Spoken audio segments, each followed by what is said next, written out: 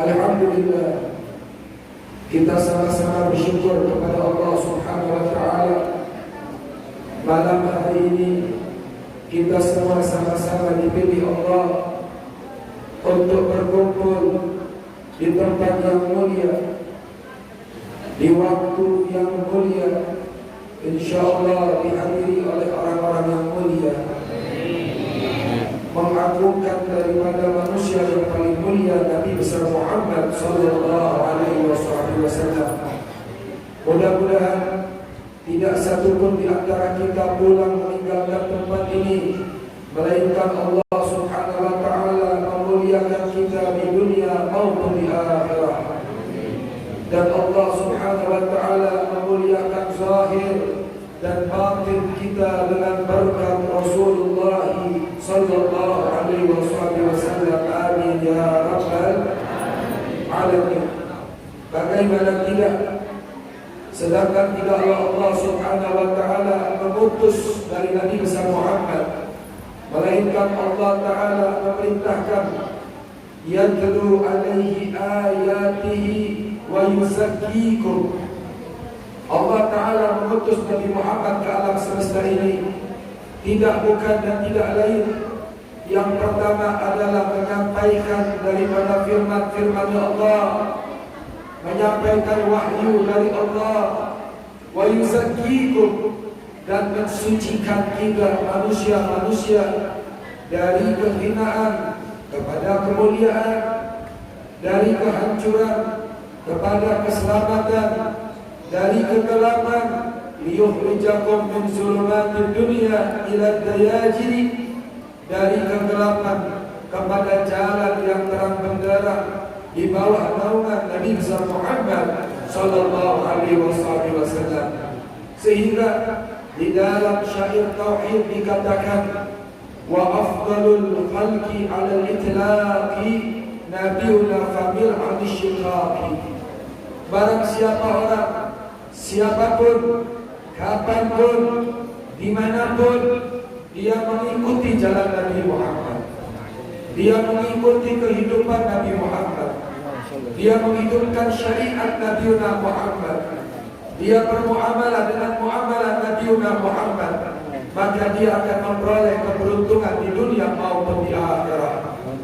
Dan barang siapa orang yang dia keluar daripada ajaran Nabi, sedikit dia keluar daripada ajaran Nabi, maka dia akan memperoleh kehinaan di dunia maupun di akhirat. Nauzubillah subhanahu wa ta'ala. Ketahuilah, tidak ada satu pun orang yang lebih menyayangi kita melebihi Nabi Muhammad. Tidak satu pun orang yang lebih merindukan kita melebihi Nabi Muhammad. Tidak satu pun seseorang yang begitu mencintai umatnya melebihi Nabi besar Muhammad. Dahulu Nabi Khidir berdoa kepada Allah, ya Allah, Engkau menceritakan tentang kenikmatan syurga. Allah ceritakan kepada Nabi Khidir tentang kenikmatan syurga. Itu kenikmatan syurga dikatakan mala aynun ra'at wala uzunun sami'at wala khatara ala qalbil bashar. Itu kenikmatan syurga. Mata kita di dunia ini tidak pernah memandang kenikmatan seperti kenikmatan di syurga. Kita melihat istana yang sangat megah, kita melihat bangunan yang sangat mewah, kita melihat singgasana yang dibangun sedemikian indah, tapi demi Allah tidak setitik pun daripada keagungan dan kenikmatan syurga-Nya Allah. Kita di TV melihat, di medsos melihat tentang pemandangan yang indah, bangunan interior yang sangat agung, yang sangat indah, tapi Allah nyatakan demi Allah tidak ada setitik pun daripada kenikmatan syurga-Nya Allah. Wala uzunun sami'at, kita mendengarkan dalam Al-Quran diceritakan oleh Allah tentang ciri-ciri syurga. Demi Allah, telinga kita sangat terbatas untuk membayangkan daripada kenikmatan syurga. Dan Allah nyatakan wala khatara ala qalbil bashar, dan tidak mampu akal kita yang terbatas ini untuk membayangkan tentang kenikmatan daripada syurga-Nya Allah. Nabi Khidir diceritakan tentang kenikmatan syurga. Nabi Khidir doa kepada Allah, ya Allah, perlihatkan aku syurga. Nabi Khidir minta kepada Allah agar Allah Ta'ala memperlihatkan syurga. Minta kepada Allah. Allah mengijabah doanya Nabi Khidir. Nabi Khidir Allah Ta'ala perlihatkan taman syurga-Nya Allah. Ini kita pahami kalimatnya. Nabi Khidir tidak Allah masukkan ke dalam syurga secara yaqadhah. Artinya secara yaqadhah apa? Secara hidup. Jasadnya, ruhnya Allah Ta'ala angkat untuk melihat bukan syurga, tapi yang Allah perlihatkan taman daripada taman syurganya Allah. Ketika Nabi Khidir melihat taman syurganya Allah, Nabi Khidir nangis, Bu. Nabi Khidir merintih. Nabi Khidir mengatakan, ya Rabbi ma'azama sya'nuk. Wahai Allah, betapa agungnya, betapa istimewanya, betapa indahnya daripada taman-taman surga Engkau ya Allah. Ini kalau kita lihat masjid, kita baru sampai depannya doang. Nabi Khidir belum masuk surga, baru melihat pintu surga. Nabi Khidir sudah kagum kepada Allah, ya Allah, betapa indahnya tentang pintu surga Engkau ya Allah. Betapa nikmatnya maka ini mantap ya Allah. Betapa agungnya ya Allah.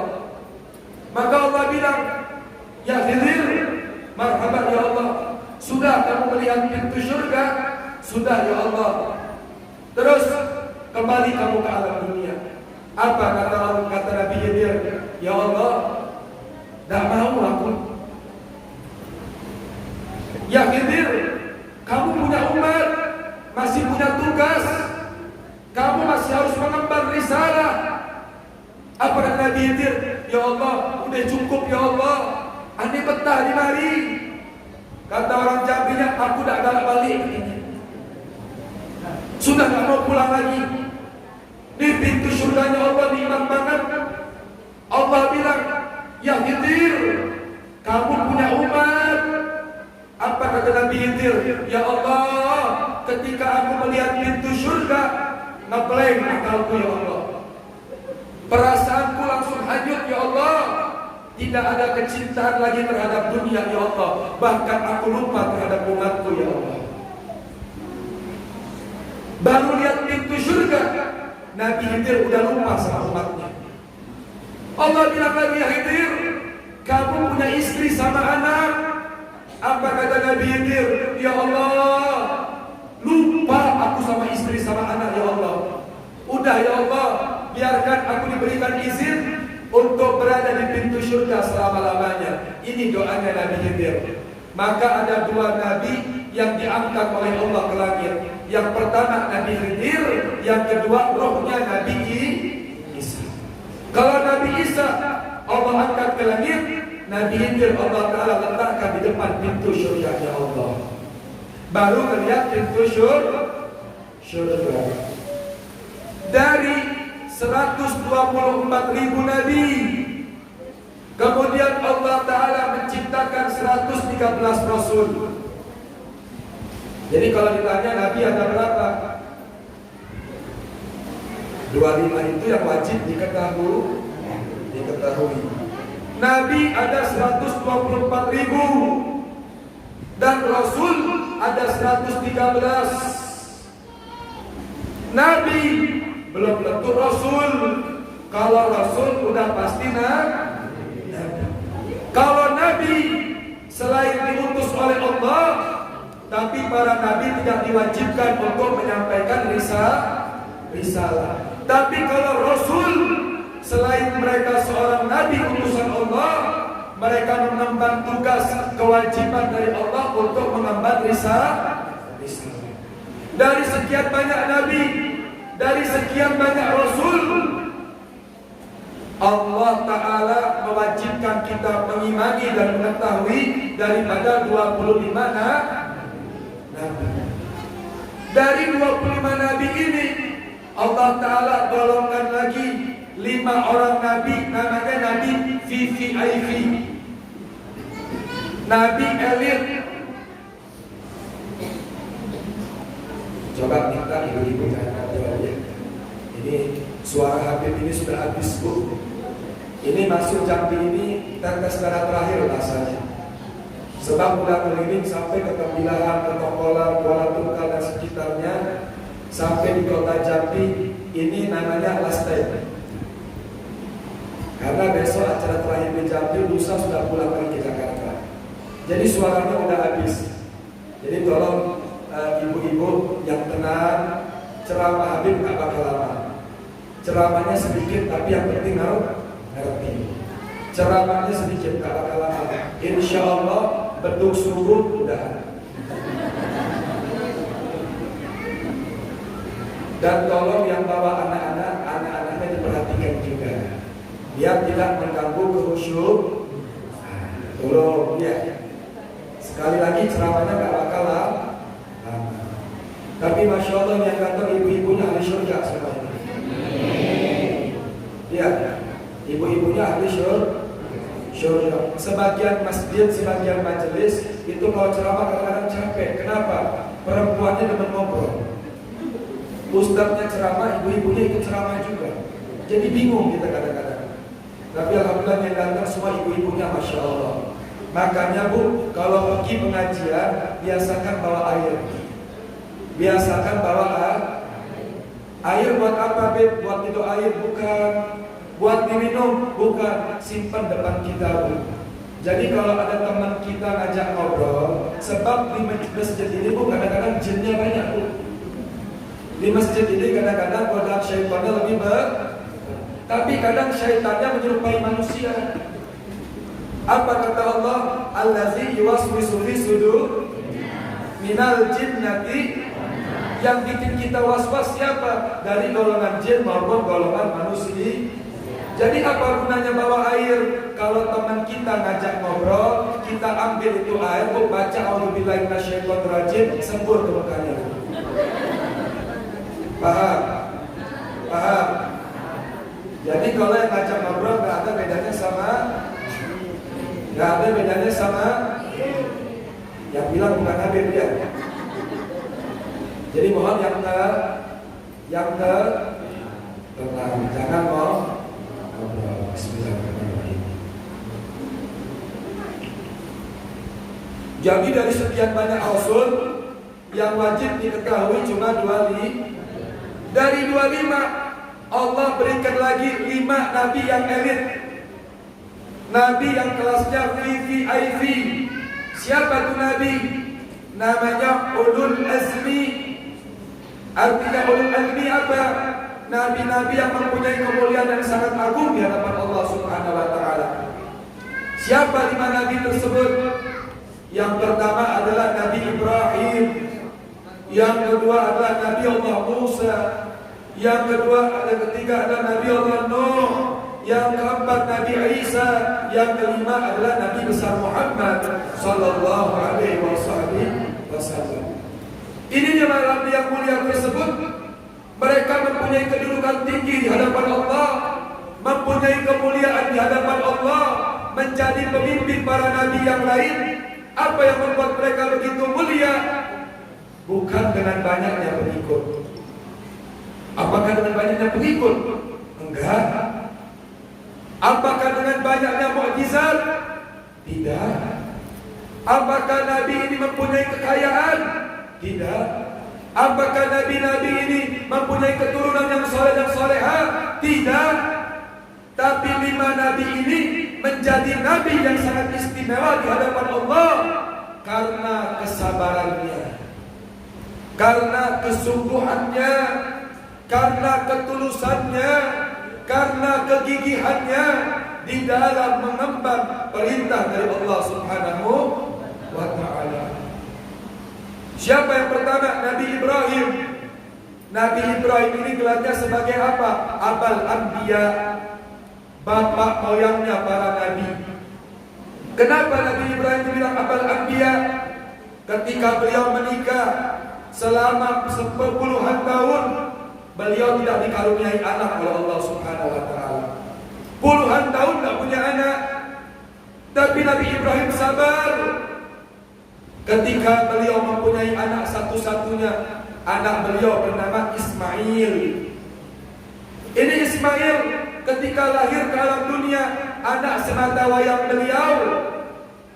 Allah Ta'ala memerintahkan Nabi Ibrahim untuk memenggalnya, untuk disembelih. Apakah Nabi Ibrahim protes sama Allah? Tidak. Baru sami'na wa ata'ina, aku penuhi ya Allah dan aku taati perintah Engkau ya Allah. Dari Nabi Ismail, Nabi Ibrahim punya anak lagi bernama Ishak. Ishak ini punya anak-anaknya semua para nabi-nabi. Di antaranya siapa? Yaitu Nabi Allah Yusuf. 12 daripada anaknya, yang 11 mengingkari sampai bertaubat kepada Allah, disebut namanya Nabiul Asbaq. 12 anaknya Nabi. Maka Nabi Ibrahim ini punya anak Ishak, Ishak punya anak-anaknya para nabi-nabi semua. Dari para nabi-nabi tersebut, Nabi Ismail gak punya anak Nabi, punya anak gak jadi Nabi, punya cucu gak jadi Nabi, punya keturunan gak ada yang jadi Nabi, sampai ditutup Nabi yang paling mulia, yaitu Nabi besar Muhammad Sallallahu Alaihi Wasallam. Makanya orang Yahudi bertanya, protes kepada Allah, kenapa nabi-nabi yang lain diutus daripada Bani Israel, dari golongan orang-orang Yahudi, tapi kenapa Nabi akhir zaman diutus oleh Allah di kota Makkah, yaitu Nabi besar Muhammad Sallallahu Alaihi Wasallam. Dari 5 nabi yang mulia tersebut, Allah Ta'ala jadikan seorang nabi, nabi yang paling agung, nabi yang paling mulia, nabi yang paling luhur, pemimpin para nabi, pemimpin para rasul, yang sehingga ketika Sayyidina Jabir bertanya kepada Nabi Muhammad, ya Rasul, ma khalaqa qabla al-asya, apa yang pertama kali Allah ciptakan di alam semesta ini? Yang pertama kali Allah ciptakan di alam semesta ini adalah nur Nabi Muhammad sallallahu alaihi wasallam. Jadi kita seorang muslim, seorang mukmin, kita harus tahu apa yang pertama kali Allah ciptakan sebelum syurga, sebelum neraka, sebelum para malaikat, sebelum para syaitan, sebelum manusia. Apa yang Allah ciptakan? Yang Allah ciptakan pertama kali adalah nur cahayanya Nabi besar Muhammad sallallahu alaihi wasallam. Apa tandanya? Dalam riwayat kitab Khosaisul Kubra, ketika Nabi Adam Allah ciptakan di syurga. Nabi Adam Allah ciptain di syurga. Manusia pertama kali yang Allah ciptakan secara langsung. Diciptain dari apa? Diciptain dari tanah. Nabi Adam di surganya Allah. Ketika diciptakan Nabi Adam, kana Adam yarfa' darajati wa kana fi sulbihi sayyidul wujud Nabiuna Muhammad. Nabi Adam sebagai abal bashar menjadi nabi yang sangat mulia di hadapan Allah. Kenapa? Kata Nabi Musa, karena di dalam tulang sulbinya Nabi Adam terdapat nurnya Nabi besar Muhammad. Lihat, ketika Nabi Adam diciptai di surga, Allah Ta'ala bilang, wahai iblis, wahai syaitan, bersujudlah kalian kepada Adam. Wahai para malaikat, bersujudlah kalian kepada Adam. Maka seluruh makhluk Allah patuh. Fasajadu malaikat, para malaikat taat bersujud kepada Allah. Illa iblis, kecuali kaum iblis. Aba wastakbar. Ini iblis dia protes, Pak. Apa penyakitnya iblis? Padahal iblis ini ibadahnya rajin, ibadahnya berdekal, ibadahnya luar biasa, sholatnya luar biasa. Tapi satu penyakitnya iblis, apa? Ketika dia membantah perintah Allah, apa perintah tersebut? Bersujud kepada Nabi Adam. Aba wastakbar, tak ada mau, dia bilang, aku tak mau, katanya. Kenapa? Aku diciptakan lebih dulu dari api, sedangkan Adam diciptakan dari tanah. Protes ini yang namanya iblis. Sehingga Allah Ta'ala murka kepada yang namanya iblis. Ini Nabi Adam diciptakan di surga dengan segala bentuk kenikmatan, tapi Nabi Adam masih merasakan kekurangan. Allah Maha tahu hati hambanya. Ketika Nabi Adam sedang tidur, diambillah dari tulang rusuknya Nabi Adam, diciptakan seorang wanita. Bu, kalau kita mau tahu, Bu, ternyata perempuan itu sejarahnya, Bu, Allah ciptakan dari tulang rusuknya laki-laki. Allah ambil dari Nabi Adam fi sulbihi bainal qulub, antara hatinya Nabi Adam, Bu. Makanya tulang laki-laki sama perempuan berbeda, Pak. Peneliti di Jepang, peneliti di Amerika, mereka melihat, ketika mereka melihat tulang rusuknya laki-laki ini berbeda dengan tulang rusuknya perempuan. Tulang rusuk laki-laki sebelah kiri ini, Bu, ada yang kurang, Bu, tak lengkap, Bu. Kenapa sebabnya? Allah Ta'ala ciptakan wanita daripada tulang rusuknya laki-laki. Ketika Nabi Adam bangun, terkejut Nabi Adam, Bu. Nabi Adam melihat ada seorang wanita yang sangat cantik. Ini di surga apa aja ada. Di surga semuanya kebutuhan ada, kenikmatan yang luar biasa. Ketika Nabi Adam bangun dari tidur, dilihatlah seorang wanita. Nabi Adam bertanya, man anti wa liman anti? Siapa kamu dan diciptakan untuk siapa kamu? Maka ini wanita menjawab, ana Hawa wa ana laka anta ya Adam. Nama saya Hawa dan saya diciptakan untuk engkau wahai Adam. Ketika Nabi Adam ingin mendekati Siti Hawa, Allah Ta'ala berkata, if ya Adam, tidak boleh kau dekati Siti Hawa sebelum kau nikahi dengan mahar. Repot kita Nabi Adam. Maharnya apa? Di surga segalanya ada. Berlian ada, jauhar, mutiara ada. Di surga semuanya serba ada. Apa yang dibayangin ada di surganya Allah. Bingung Nabi Adam.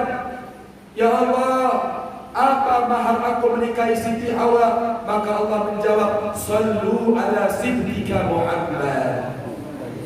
Bersalawatlah kau kepada cucuku Sayyidina Muhammad. Nabi Adam nikah dengan Siti Hawa, Pak. Mahar nikahnya salawat sama Nabi besar Muhammad. Ketika Nabi Adam di surga Allah sama Siti Hawa dalam kenikmatan, apa kata Allah? Ya Adam, nikmati fasilitas di surga kecuali satu. Apa ya Allah? Jangan kau dekati buah hulmi. Jalankan kau makan, kau dekat aja gak boleh. Dekat saja gak boleh. Setan pintar. Kata setan, kita mesti dakwah kata setannya. Kalau ustaz dakwah seminggu sekali, dia tak. Kalau Habib dakwah ke Jambi kadang setahun sekali. Tapi setan dakwanya Pak 24 jam tak stop, Pak. Kau tidur terus didakwain setan. Setan ini makhluk Allah yang tak gampang putus asa. Dakwahnya gimana setan?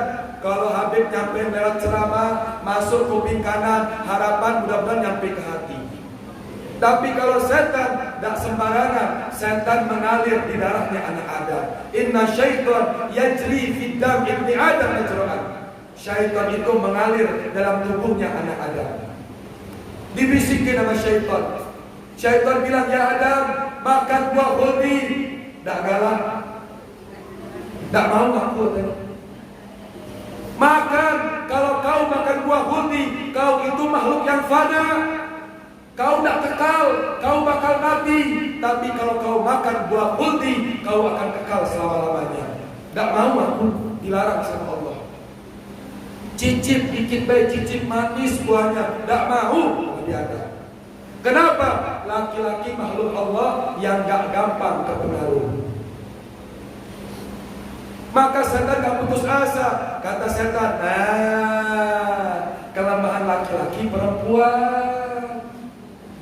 Aku nyerah, kata setan. Macam mana kita goda perempuannya saja? Siti Hawa digoda sama setan. Ya Hawa, kalau ente makan buah khuldi, engkau akan mempunyai keturunan. Wahai Hawa, kalau kamu makan buah khuldi, kamu tambah cantik, kamu tambah indah, Adam bakal tambah cinta sama kamu. Siti Hawa terbuai. Siti Hawa bilang, kando, aku Nabi Adam. Cobalah cicip itu buah khuldi. Gak boleh, Allah larang. Apakah kando tidak cinta lagi sama aku? Kan perempuan ini kan jurusnya luar biasa. Digoda terus sama Siti Hawa. Kita namanya sama istri, Pak. Istri kita lagi hamil, lagi ngidam, suruh manjat pohon kelapa, kita manjat pohon kelapa. Benar gak? Ini Siti Hawa menggoda Nabi Adam. Akhirnya dimakanlah buah khuldi, dilemparlah ke alam dunia. Ini secara syariat sunnatul. Kita gak boleh nyalahin Nabi Adam. Orang Mu'tazilah, orang Yahudi, mereka menyalahkan Nabi Adam. Gara-gara Nabi Adam melanggar perintah Allah, dilempar ke alam dunia. Ini sudah ketentuan Allah, pelajaran untuk kita manusia. Turun ke alam dunia, dipisahkanlah kando sama dindo. Nabi Adam sama Siti Hawa dipisahkan selama ratusan tahun, bertaubat minta ampun kepada Allah. Sampai Nabi Adam bertaubat, Astaghfirullah, inni natawassal bijahi Muhammad, ighfir dzunubana. Ya Allah, aku bertawassul dengan nama Muhammad, ampuni kesalahanku ya Allah. Saat itu Allah menerima taubatnya Nabi Adam. Ditanya sama Allah, ya Adam, dari mana kau kenal nama Muhammad? Maka Nabi Adam menjawab, bagaimana aku tak kenal ya Allah? Di pintu surga, ketika aku terlempar ke alam dunia, aku melihat pintu surga, la ilaha illallah Muhammad. Pintu surga dituliskan nama Allah dan didampingi dengan nama Nabi besar Muhammad. Dari 124.000 Nabi, kenapa nama Nabi Muhammad? Dari 113 Rasul, kenapa nama Nabi Muhammad? Menandakan bahwasannya Nabi Muhammad pertama kali Allah ciptakan, dan Nabi Muhammad diturunkan ke alam dunia, diutus oleh Allah sebagai penyempurna para nabi dan rasul. Balik ke Nabi Muhammad, kita umatnya dah heran. Nabi Musa pengen jadi umat Nabi Muhammad. Gak heran Nabi Isa mengagung-agungkan Nabi Muhammad. Gak heran para nabi-nabi memuliakan daripada Nabi Muhammad. Bahkan mereka mengidamkan pengen macam kita jadi umatnya Nabi Muhammad. Lah kita ini orang Palimo ini mimpi aku. Hah? Palmera jangan tahu. Ini Palima Palmera. Ini panitianya serah si info ini. Palmera apa Bantun? Palmer. Aisyah juga namanya Pak Palmera ini ya, Palang merah. Begitu. Itu dia. Beruntung tak kita? Lahir ke alam dunia, Allah Ta'ala jadikan kuntum khairul ummatin ukhrijat linnas. Kalian aku jadikan sebaik-baiknya umat yang pernah ada di alam semesta ini. Tapi kan umat Nabi Muhammad umurnya paling pendek. Umur kita ini paling pendek, Pak. Umat Nabi Muhammad ini umurnya paling pendek, badannya juga pendek-pendek. Umur pendek, badannya pendek. Itu zaman Nabi Musa, ada satu orang ibu datang nangis. Ya Musa, Bu, ngapa kau nangis? Aku nak curhat. Ngapa kau nangis? Aku punya anak, anakku belum nikah, anakku belum bujang, sudah wafat, sudah diambil oleh Allah. Nabi Musa nanya, berapa umur anak kau? Anakku umurnya baru 480 tahun. Itu masih muda. Nabi Musa ketawa. Maka ibu bilang, ya Musa, kau ngeledek, ngejek. Kenapa? Aku kena musibah kau ketawa. Bukan Bu, bakal datang umat akhir zaman umurnya cuma 63 tahun. Kalaupun lebih, itu bonus dari Allah. Umur kita 63 tahun, kalau lebih bonus.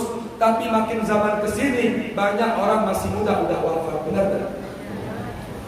Dengar kabar fulan wafat, dengar kabar fulan wafat, dengar kabar fulan wafat. Perasaan kemarin sehat walafiat, dengar kabar si fulan udah wafat. Kita buka handphone kita tiap hari berita duka, berita meninggal. Ingat, bakal datang hari yang mana nama kita dan berita duka kita akan disebarkan di handphone, di medsos kawan-kawan kita.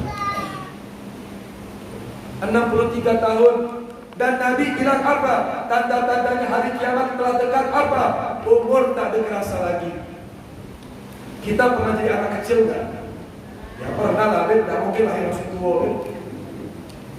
Waktu kita kecil bu, pagi sampai sore kira-kira lama kan?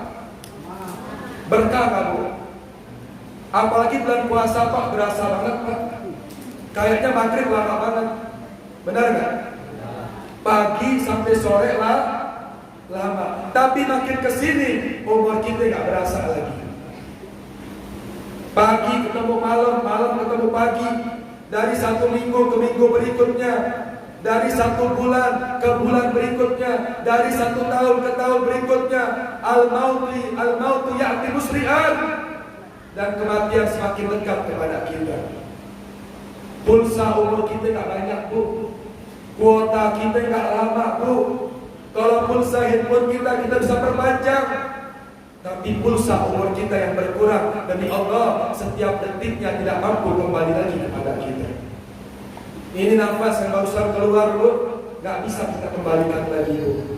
Al-Habib Muhammad Al-Haddad beliau mengatakan, seandainya ada orang yang mau menjual umur walaupun 1 menit, aku akan mengorbankan hartaku sebanyak apapun untuk membeli 1 menit tersebut. Tapi umur nggak diperjualbelikan. Apa yang hilang dalam hidup kita bisa kita cari. Rumah bisa buat baru, mobil bisa beli baru, uang hilang bisa nyari lagi, kerjaan hilang bisa cari lagi, pasangan hilang bisa tukar tambah. Apa yang hilang dalam kehidupan kita bisa nyari lagi yang baru. Tapi umur yang berlalu dari kehidupan kita, demi Allah, gak bisa kita kembalikan. Maka ketahuilah, umur kita yang singkat ini, selama 63 tahun, kira-kira gimana? Apa yang kita kerjakan? Itu ibu tadi bilang, ya Musa, kalau umur saya 63 tahun, maka saya gunakan sekali sujud kepada Allah, aku tidak bakal bangun-bangun lagi. Menandakan umat Nabi terdahulu ibadahnya rajin. Tapi umat Nabi terdahulu walaupun umurnya ribuan tahun ibadahnya rajin, sekali mereka berbuat kesalahan pahalanya habis. Tapi kita umat Nabi Muhammad, umat yang paling malas, umat yang paling teka, umat yang paling teka. Bahasa Jambi teka betul ya? Apa peka? Peka ya, peka ya. Ya benar lah, saudara. Benar bodoh artinya.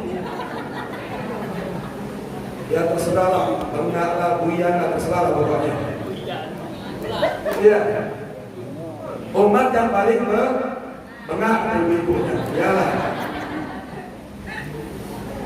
Kau lihat, kalau umur kita, kuota kita cuma 63 tahun bu, sehari kita tidur berapa lama bu?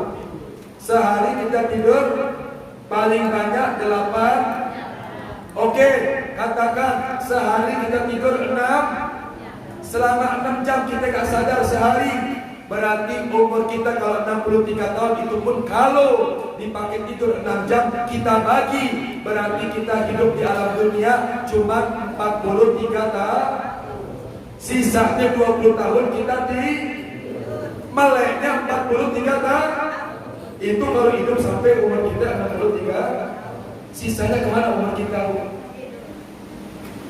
Allah cintai kita buat beribadah. Sehari ibadah kita berapa kali bu? Ibadah kita berapa kali pak? Tanya diri kita masing-masing. Gimana seorang kita? Kita yang ngadep Allah, hati kita di mana? Kita yang ngadep Allah, jasad kita, pikiran kita di mana? Ketika dikumandangkan azan, hayya 'alal falah, mari menuju kemenangan. Kau mau selamat gak? Kau mau senang gak? Kau mau berkah gak? Kau punya hajat gak? Kau punya permohonan gak? Apa kata Allah? Mari ke sini, kata Allah. 5 waktu kita bercinta sama Allah. Tapi gimana keadaan kita ketika Allah memanggil kita? Kita masih sibuk sama dunia kita. Kita masih sibuk sama warungnya kita. Kita masih sibuk sama pekerjaan kita. Kita masih sibuk sama medsos kita. Kita masih sibuk sama handphone kita. Kita masih sibuk sama televisi kita. Kita masih sibuk sama urusan dunia kita, sehingga kita melalaikan Allah. Saya pernah nanya kepada seorang wali, namanya Habib Saleh Tanggul di Jember. Beliau ini katakan doanya langsung ijabah oleh Allah. Doaku bagaikan sambaran kilat yang menyambar. Saya nanya sama cucunya, Habib, kok kamu punya kakek begitu istimewa, doanya begitu diijabah oleh Allah? Apa jawaban cucunya? Iya, sebab kakek saya punya amalan satu. Apa amalannya? Mereka mengutamakan Allah di atas segala-galanya, sehingga Allah mengutamakan mereka di atas segala-galanya. Kalau kita memprioritaskan Allah, maka Allah akan memprioritaskan kita. Tapi kalau kita suka nunda-nunda kewajiban kita kepada Allah, maka ini menjadi penghambat keberhasilan kita. Ini penyakit kita zaman sekarang begitu. Apalagi ibu-ibu zaman kekinian. Ini sih ibu-ibu sini sih enggak ya. Ibu-ibu sono. Maaf, sebagian ibu-ibu kalau suaminya nggak pulang, kesurupan langsung. Kemana lah suami aku udah balik-balik bilang, jangan, setan masuk langsung. Suami nggak pulang, nggak bisa tidur juga. Suami nggak pulang, kepikiran kita. Tapi ibu kalau kehilangan waktu bercinta sama Allah, waktu bermunajat sama Allah, ada tak rasa kehilangan? Ada tak rasa gelisah? Tanya diri kita masing-masing. Kita Pak, ketika ditimpa musibah, ditimpa ujian, datang nangis, ya Allah, salah apa aku ya Allah, dosa apa aku ya Allah, banyak. Tapi tidak sadar. Dia nanya sama Allah, apa yang aku lakukan ya Allah, dapat ujian berat macam ini ya Allah. Kau tak sadar, kau banyak melupakan Allah, kau banyak meninggalkan Allah. Kita banyak melantarkan kewajiban kepada Allah Subhanahu wa Ta'ala. Maka hadirin yang dimuliakan oleh Allah, mumpung kita dimanjakan di majelis yang mulia ini, jangan sampai satu pun di antara kita pulang dengan kosong, melainkan kita pulang bersama Allah. Mau senang, utamain Allah. Mau senang, prioritaskan Allah. Mau senang, utamakan Allah. Kau punya hajat, pengen diutamakan sama Allah, maka utamakan kewajiban kepada Allah. Kau punya hak, mau ditunaikan oleh orang lain, maka percepatlah tunaikan hak kewajiban kau kepada Allah Subhanahu wa Ta'ala. Kau punya problem, minta dalam sholat kalian sepertiga malam. Apa kata Allah? Setiap sepertiga malam Allah bilang sama hambanya, hal min mustaghfirin, ada yang mau taubat tak kata Allah ini? Hal min taibin, ada yang mau damai tak kata Allah? Hal min hajatin, ada yang punya hajat tak kata Allah? Sepertiga malam adalah waktu yang sangat dijabah oleh Allah Subhanahu wa Ta'ala. Kapan terakhir kali kita tahajud? Kapan terakhir kali kita meneteskan air mata di pintunya Allah Subhanahu wa Ta'ala? Kapan terakhir kali kita meminta kepada Allah dengan hati yang renyuh, dengan hati yang hancur, butuh kepada Allah Subhanahu wa Ta'ala? Hadirin yang dimuliakan oleh Allah, mudah-mudahan tidak satu pun di antara kita pulang dari tempat ini melainkan kita pulang membawa Allah Subhanahu wa Ta'ala ke rumah kita. Amin. Punya problem diuji. Apa kata Allah? Wasbiru innallaha ma'as-sabirin. Orang kalau punya Allah ditimpa musibah, senyum. Kenapa? Yang penting ada bersama Allah. Kenapa? Ketika ditimpa gangguan, ketika ditimpa musibah, sesungguhnya Allah bersama kami. Ada Allah lagi. Di saat kebingungan, di saat ketakutan, di saat putus asa, apa kata Allah? La takhaf wa la tahzan, innallaha ma'ana. Kalau dia punya Allah, dia tidak takut. Kalau dia punya Allah, dia nggak kenal sedih. Makanya para ulama kita mau disolimin orang, ulama kita mau diganggu orang, ulama kita mau diintimidasi orang, ulama kita mau masuk ke dalam sumur sekalian. Gak sedih, senang aja hidupnya. Kenapa sebabnya? Allah bersama mereka. Tapi orang walaupun tinggalnya di istana yang megah, tinggalnya di gedung yang mewah, tapi dia gak punya Allah, maka demi Allah dia gak punya segala-galanya. Orang kalau tidak punya Allah, maka dia kehilangan segala-galanya. Tapi kalau orang sudah mendapatkan Allah, maka dia akan mendapatkan segala-galanya. Insya Allah. Itu yang pertama. Pulang dari majlis sini, pulang kita bawa Habib, aku gelisah Habib, hatiku gak tenang Habib. Kenapa? Karena Allah ada di hati kita. Kalau orang di hatinya ada Allah, apa kata Allah? Alladzina amanu wa tatma'innul qulubuhum bi dzikrillah. Ala bi dzikrillah tatma'innul qulub. Orang kalau udah bersama Allah, hatinya tenang. Dan ketahuilah, dengan mengingat Allah, dengan menyertakan Allah dalam kehidupan kalian, maka kalian akan memperoleh ketenangan. Insya Allah. Yang kedua dan yang terakhir, kalau pertama kita pulang bawa Allah ke rumah kita, yang kedua kita pulang bawa Nabi Muhammad ke rumah kita. Tadi saya katakan, kalau Nabi Khidir ketika melihat pintu surga udah lupa akan segala-galanya. Nabi Muhammad sebagai kekasih Allah, atas buah kesabarannya, kegigihan dan ketabahannya, di bulan Isra Mi'raj, bulan depan Isra Mi'raj itu maksudnya bulan Rajab. Di bulan Isra Mi'raj bulan Rajab, Nabi Muhammad diangkat oleh Allah, diperjalankan oleh Allah. Subhanalladzi asra bi 'abdihi. Maha suci Allah yang telah memperjalankan hamba-Nya. Siapa yang memperjalankan? Allah. Kalau manusia mungkin enggak? Mungkin enggak memperjalankan manusia? Pesawat berapa lama? Tapi Allah ketika memperjalankan hambanya, akal kita yang terbatas gak bakal mampu. Nabi Muhammad berjalan dari Masjidil Haram ila Masjidil Aqsa, kemudian naik ke langit pertama, ke langit ketujuh, sampai ke Rafraf, sampai Sidratul Muntaha, sampai ke surganya Allah, berjumpa dengan Allah. Itu kasurnya Nabi Muhammad masih ada. Kasurnya Nabi Muhammad ketika pulang masih ada. Mustahil nggak kira-kira? Mustahil nggak kira-kira? Kalau akal kita yang terbatas, mustahil. Tapi kalau Allah yang memperjalankan, tidak ada yang mustahil. Makanya Allah bilang apa? Asra bi 'abdihi. Aku yang telah memperjalankan hambaku. Siapa Nabi besar Muhammad? Tidak ada satupun manusia yang Allah izinkan secara yaqadha masuk ke dalam surganya Allah, melainkan Nabi besar Muhammad. Nabi Muhammad masuk ke dalam surganya Allah. Ketika di surga, Nabi Muhammad bilang apa? Ya Allah, masukkan semua umatku dalam surga Engkau ya Allah. Ini doanya Nabi Muhammad. Kalau Nabi Khidir baru melihat pintu surga, udah lupa sama umatnya, lupa sama keluarganya. Nabi Muhammad ketika masuk surga, yang diingat siapa? Yang diingat adalah kita selaku umatnya. Apa kata Rasulullah? Ya Jibril, sampaikan kepada Allah, masukkan semua umatku ke dalam surga Engkau.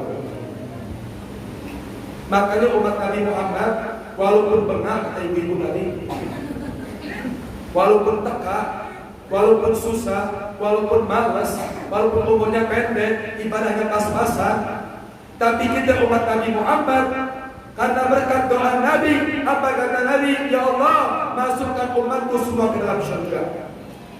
Maka Rasul bilang, kullu ummati yadkhuluna jannah illa man aba. Setiap umatku pasti masuk surga kecuali yang tidak mau. Siapa yang tidak mau? Orang-orang yang tak beramal dengan amalan ahli syurga. Dia bermaksiat kepada Allah, dia berpaling dari Allah, dia mengingkari perintah Allah, dia meninggalkan kewajiban kepada Allah. Ketika dia melanggar perintah Allah, maka dia akan dimasukkan ke neraka walaupun tak kekal. Apa kata Nabi? La ya'budu finnar man kana fi qalbihi misqala dzarratin minal iman. Tidak akan kekal selama-lamanya di neraka. Siapa? Orang yang di hatinya terdapat sebesar biji wijen daripada keimanan kepada Allah. Selama kita iman sama Allah, yakin sama Allah, enggak kekal di neraka. Tapi siapa yang sanggup di neraka? Siapa yang kuat di neraka? Demi Allah, sebutir api neraka cukup untuk menghancurkan dunia dan seisi-isinya. Dan Nabi mengatakan, sehari di neraka bagaikan 1000 tahun di alam dunia. Wallah, mudah-mudahan Allah haramkan kita daripada api neraka. Allah jauhkan kita daripada api neraka. Allah palingkan kita daripada api neraka. Suami kita, istri kita, dan anak-anak kita, ya Allah jauhkan daripada api neraka. Ketika Nabi masuk surga, Nabi bilang, ya Allah masukkan semua umatku ke dalam surga Engkau, ya Allah. Ketika Nabi melihat ke neraka dengan amal ahli neraka, Nabi nangis, ya Allah haramkan umatku api neraka Engkau, ya Allah. Ini doanya Nabi, ini permintaan Nabi. Kenapa? Saking cintanya Nabi terhadap kita. Ketika Nabi turun ke alam dunia, Nabi mengajarkan segala hal aspek kehidupan. Bagaimana cara berpakaian, bagaimana cara bermuamalah, bagaimana cara bertetangga, bagaimana mendidik anak, bagaimana bakti kepada orang tua, bagaimana kita dalam berbisnis, bagaimana kita dalam melakukan kehidupan ini. Dari mulai bangun tidur sampai tidur diajarkan sama Nabi Muhammad. Maka kerugian terbesar kita kalau kita sudah meninggalkan ajaran Nabi Muhammad. Apa problemnya? Karena kita jarang ngaji, karena kita jarang hadir majelis ilmu, karena kita nggak mengenal sejarah Nabi, karena kita nggak mengenal syariat Nabi.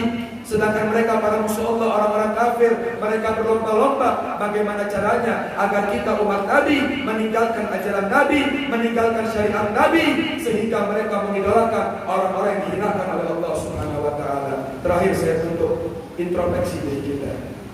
Seberapa jauh pengenalan kita sama Nabi Muhammad?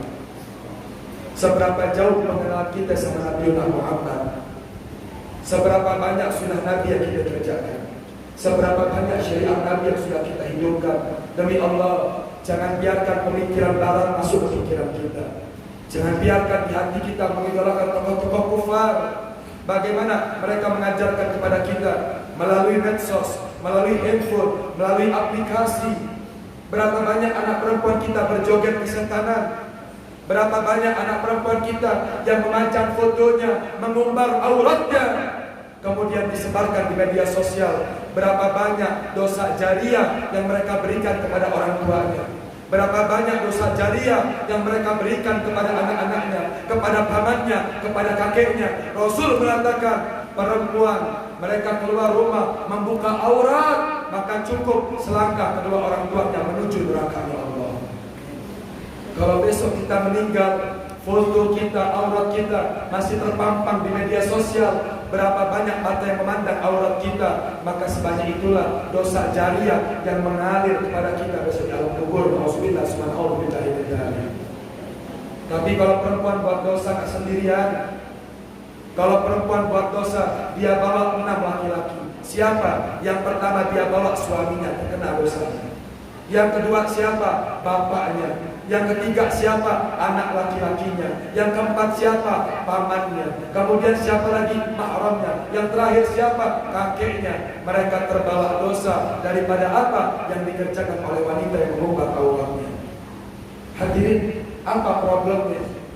Karena tiap hari kita mengaji dari handphone.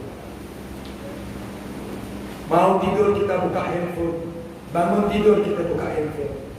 Kuota kita habis kita gelisah, tapi kalau kuota pahala kita berkurang kita tidak pernah gelisah. Siapa idola kita? Siapa panutan kita? Siapa teladan kita? Ya Rabb, mudah-mudahan sebagaimana Allah menurunkan hujan pada malam hari ini, mudah-mudahan menjadi tanda turunnya hujan rahmat dari Allah Subhanahu wa Ta'ala. Menghidupkan hati yang mati di antara kami, ya Allah. Ya Allah, suburkan hati kami dengan cahaya cinta kepada Nabi besar Muhammad. Ya Allah, sebagaimana Engkau menurunkan hujan pada malam hari ini, ya Allah, maka kami minta bersihkan dosa-dosa kami, ya Allah. Bersihkan segala kesalahan kami, ya Allah. Maafkan segala kehilapan kami, ya Allah. Ya Allah, sebanyak hujan yang turun pada malam hari ini, ya Allah, kami kucurkan rahmat kepada kami di masjid ini, ya Allah. Ya Allah, sebanyak Engkau menurunkan hujan pada malam hari ini, ya Allah, maka sebanyak itulah, ya Allah, Engkau mengampuni dosa-dosa kami, ya Allah. Ya Allah, ya Rahman, ya Rahim, jangan satupun di antara kami meninggalkan majlis ini melainkan mereka mendapatkan taubat nasuha. Badil sayyi'atana ilal hasanat, rubahlah keburukan kami menjadi kebaikan di sisi Engkau, ya Allah. Wa habla wa habul ahwal haulil halana ila ahsanil hal. Wahai zat yang maha merubah keadaan, rubahlah keadaan kami dengan sebaik-baiknya keadaan. Bihaulika wa judika ya aziz ya muta'al. Ya Allah, jadikanlah pemuda-pemudi kami mereka mengidolakan Nabi besar Muhammad, mereka menghidupkan syariat Nabi Muhammad, mereka mengamalkan sunnah Nabi Muhammad. Jangan biarkan dari pemikiran pemuda-pemudi kami mereka mengidolakan orang-orang kufar yang tidak pernah bersujud kepada Engkau ya Allah, bahkan banyak berpaling daripada Engkau ya Allah.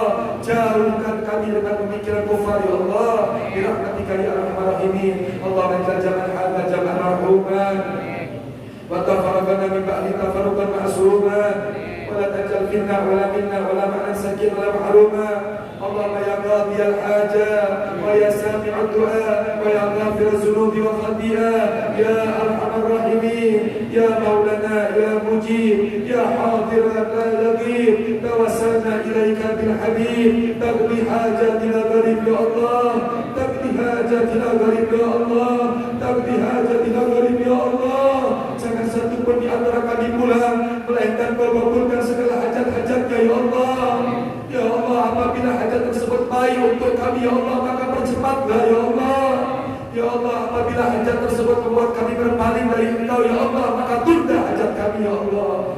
Ya Allah, kami yang datang bawa penyakit ya Allah, penyakit lahir, penyakit batin, penyakit yang nampak, penyakit yang tidak nampak, maka jangan pulangkan kami melainkan Kau gugurkan penyakit-penyakit kami ya Allah. Kau hilangkan, Kau angkat penyakit kami ya Allah, penyakit orang tua kami ya Allah, penyakit kekasih kami ya Allah, penyakit anak-anak kami ya Allah. Ya Allah ya Rahman ya Rahim, kami datang membawa dosa yang begitu banyak ya Allah. Ya Allah, seandainya dosa kami Kau tampakkan berupa bau busuk ya Allah, maka semua orang akan meninggalkan kami karena dosa-dosa yang keluar dari tubuh kami ya Allah. Ya Allah, maka kami minta bersihkan dosa-dosa kami ya Allah. Ya Allah yang memanjakan kami pada malam hari ini sehingga menakdir kami berkumpul sebagai tamu ya Allah, maka jangan sia-siakan doa kami pada malam hari ini ya Allah. Ya Allah ya Rahman ya Rahim, mereka yang membantu majlis ini ya Allah, mereka yang membantu syiar dakwah ini ya Allah, mereka yang menghidupkan masjid ini ya Allah, pengurusnya, DKM-nya, asatidnya ya Allah, orang tua kami yang ada di majlis ini ya Allah, panjangkan umur mereka ya Allah, berkahi kehidupan mereka ya Allah. Ya Allah yang peduli dengan acara ini ya Allah, pedulikan kehidupannya ya Allah. Amin. Ya Allah yang berpartisipasi dalam dakwah ini ya Allah, maka utamakan keadaannya ya Allah. Kabul segala hajatnya ya Allah. Amin. Permudah keadaannya ya Allah, dan jadikan mereka tanda senyumnya Nabi besar Muhammad. Amin. Rahmatika ya arhamar rahimin. Wassallallahu ala sayyidina Muhammad nabiyil ummi wa ala alihi wasallam. Walhamdulillahi rabbil alamin. Bil qabul al-Fatihah.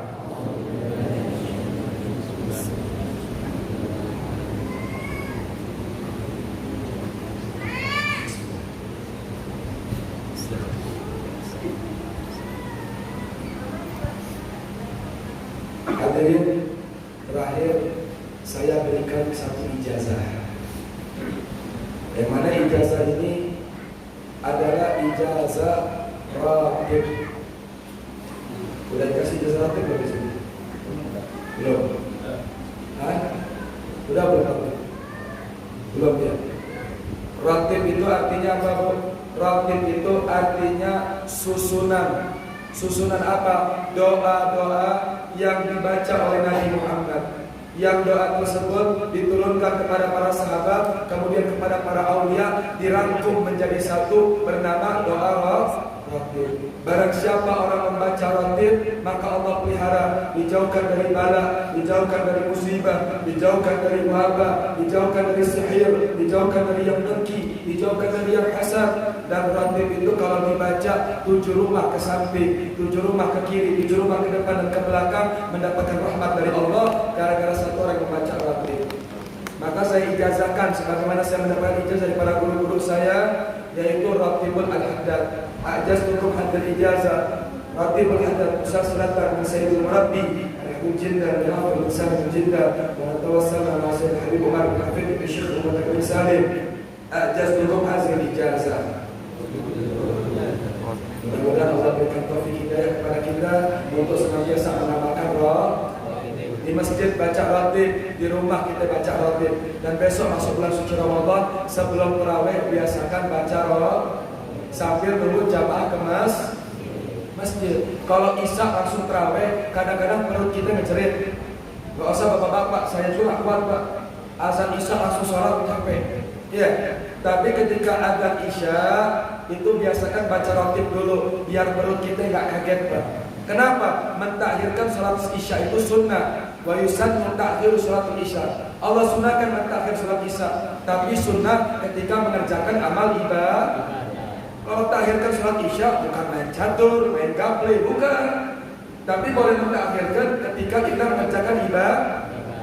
Kalau waktu maghrib, ketika hilangnya mega merah, maka waktunya Tapi kalau waktu isya, waktunya panjang, ditakhirkan Oh terawihnya jam 8 atau jam 9, silakan. Tapi sebelumnya baca ratib atau baca Maka saya ijazahkan ratib dibaca di setiap rumah, setiap ba'da maghrib, ba'da isya atau ba'da subuh. Insya Allah menjadi asbab Allah memelihara kita. Amin. Ibu-ibu nanya, di mana ratibnya Bib? Tulisannya mana Bib? Bukunya mana Bib? Silakan buka di YouTube ada. Silakan buka di Play Store banyak. Iya, ada yang langsung tulisan beserta suara, ada juga di YouTube tulisan beserta suara. Silakan di Play Store bisa, di YouTube juga di minimal dengan lagam, dengan bacaan, dengan nada kita gampang untuk ngafalnya. Mudah-mudahan Allah berikan taufik kepada kita sekalian untuk senantiasa mengamalkan ibadah kepada Allah Subhanahu wa taala.